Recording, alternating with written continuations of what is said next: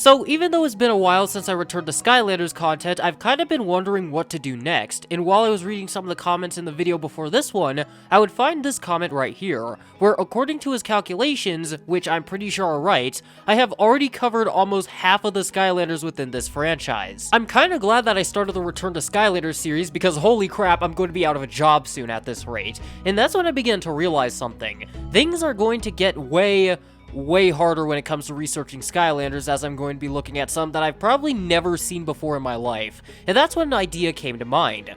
Why not have you guys pick the Skylanders for me? I mean, it isn't as hard as it sounds. You guys have already been leaving Skylander suggestions and video ideas in the comment section of my videos and even the community posts whenever I make them. So I decided to do a little bit of browsing and came across a sub by the name of KidWithCat1, who's been suggesting a Skylanders video for a long while now. And the 3 Skylanders that he suggested were Echo, Cobra Kadabra, and Fiesta. According to him, all of these Skylanders are involved with music to some degree, so I decided to do a little bit of digging and see if he was right about them. So that's what we're going to do today. We're going to talk about these 3 Skylanders and see how music relates to each one individually. So without any more stalling, let's get started!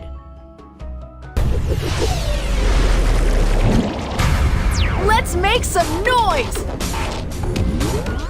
Now, when it comes to Echo, she's on the stranger side when it comes to Skylanders that I've talked about, especially when you consider how damn expensive she is for a core Skylander from Trap Team, the game that makes cores completely pointless outside of combat. I mean, like, seriously, why the hell is she worth more than most Trap Masters on the resale market, even outside of her container? Some of these go for like $200, and after doing a little bit of research, apparently it was a combination of 3 things: her release time, other Skylanders, and collectors. Apparently, she was not only released in the last wave of Skylanders Trap Team, but she was also overshadowed by literally every other Skylander of the water element from that game, which led to less people buying her overall. Fast forward a couple of years, and when people are trying to collect Skylanders to complete their collections, there's a scarce amount of a single Skylander that nobody wanted to buy at the time, aka the G.I. Joe Bazooka Soldier. Nobody wanted these guys when they first released, which made them so damn rare in the resale market that they are now one of the most expensive pieces of plastic in their respective franchises,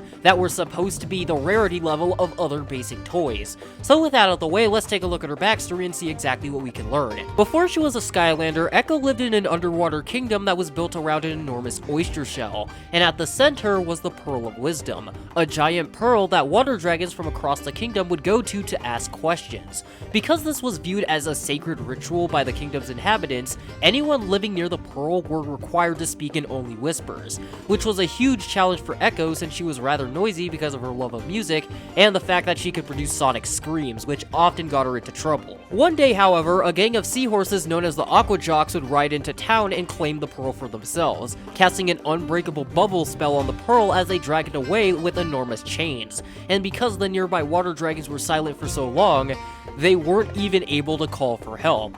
Apparently, Echo was listening to Little Mabu earlier that day because the first thing that she would do when she saw them dragging the pearl away was hit him with a scream, launching the Aquajock gang out of the kingdom and saving the pearl. Her actions would eventually catch the attention of Gilgrunt, who would go out and find her and eventually recruit her into the Skylanders. Now, something that stuck out to me is the fact that Echo lived with other water dragons, which makes me wonder if her and Zap's kingdoms are actually the same. If you don't remember, Zap is actually a water dragon and a riptide washed him away, so it wouldn't be that outlandish to think. Yes, Zap and Echo look nothing like each other, but Echo is an outlier when it comes to the water dragon since she's a dragon-seahorse hybrid. I'm sorry, but what?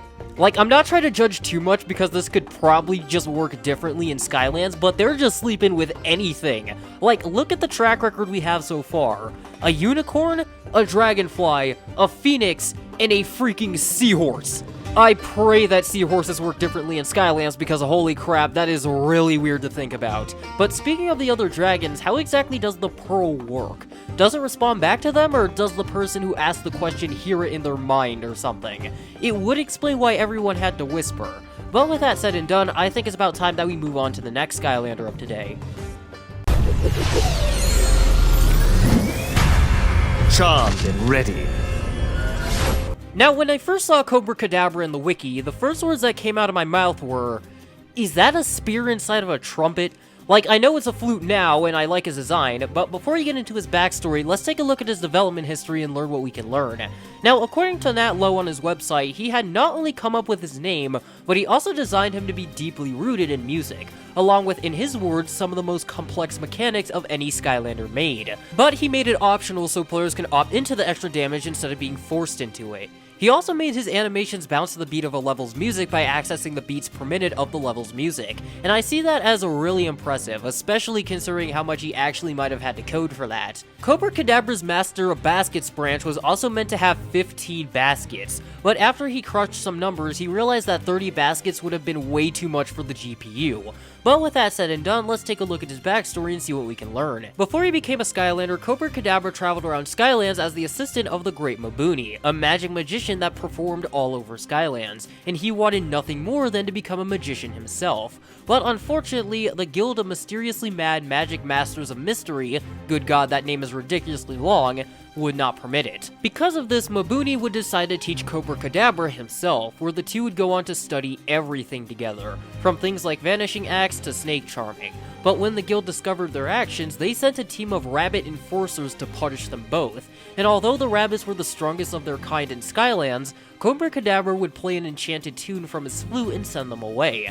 After the guild heard of this, they were so impressed by his display that they would make him a member of the guild, and soon after, he would join the Skylanders. Now, there's a good chunk of that story that I want to talk about, and most of it revolves around the guild. Why the heck would Cobra Kadabra ever go back to the Magic Guild? They had not only allowed him to not study magic for some reason, but they also sent enforcers to punish them, which could range from arresting them to beating them up. There is literally no reason for Cobra Kadabra to like them or want to associate with them at all, so he might have done it to stop them from sending another squad of enforcers after them. And speaking of the guild, what exactly is the point of it? The guild isn't really that explained, and I can't really tell what their purpose is supposed to be. Like, from what I can guess, they manage a group of Skylands magicians and make sure their secrets don't get out. But that's all just an educated guess on my part that I'm not even sure is correct. But with that out the way, let's take a look at our last Skylander of today. It's party time! Once again, out of all the Skylanders people wanted to see me cover, Fiesta was up there with a lot of them. But what makes Fiesta interesting to me is that he looks like he's inspired by Dia de los Muertos, or the Day of the Dead. From my understanding of the holiday, which I need you all to take with a grain of salt because I don't know much, it's a Mexican holiday that celebrates the lives of loved ones who passed on. And if I have anything to say, I think the designers at Vicarious crushed the design. It looks great. But before I jump into his backstory, let's take a look at his development first and see what we can learn. Fiesta as a concept started when an audio designer for Skylanders Superchargers had the idea of a character that summoned minions that played music alongside him. Combine that with the fact that Vicarious Visions wanted to make an undead character that was more on the upbeat side of things that was influenced by other cultures, they would get to work on making Fiesta. There's even these cool concept arts on his wiki page, but with that out the way, let's actually take a look at his backstory and see how well they did. Before he became a Skylander, Fiesta was once the head member of a popular mariachi band in the personal court of Count Moneybone, who all undead citizens respected immensely at the time. Even though he was an undead skeleton, he was seen as the life of the party, and in his spare time, he and his band would play music for the new arrivals that entered the underworld. However, one day, the new arrivals to the underworld would happen to be the Skylanders. The Skylanders were down there to stop Count Moneybone from taking over Skylands with an army of robots, and when he learned why they were there,